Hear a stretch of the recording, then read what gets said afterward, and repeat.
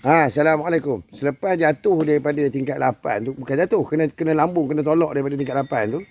Masa duduk cuci, masa duduk sembuh ubat racun, sambil-sambil kita dapat job lah, dapat part time job untuk sembuh racun anak-anak makhluk perosok semut dalam kawasan bangunan tu tingkat 8 tu.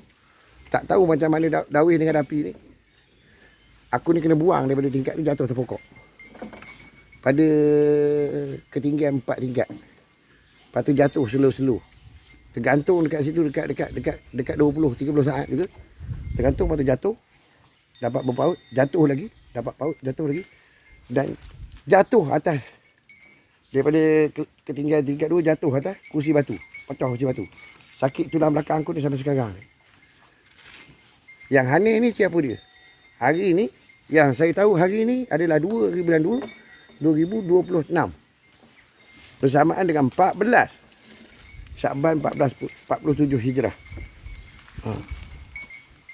Malam tadi bulan dah besar.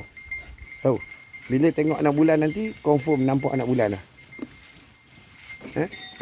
InsyaAllah, mudah-mudahan itu. Macam mana persediaan nak tengok anak bulan ni kawan-kawan? Dah siap belum? Kalau tak cukup orang, mai panggil saya. Saya standby kat rumah.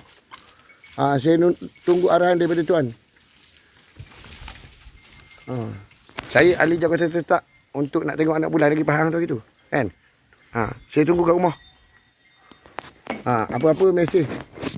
Dekat channel budak gembala dengan apa benda? Koboi kampung. Tak pun Facebook saya. Boleh berinteraksi dekat situ. Jangan telefon lah. Telefon kita anggap kamu scammer nanti. Sebab panggilan telefon ni saya dengan bini ni dah jadi mangsa. Mangsa perbualan dia bang.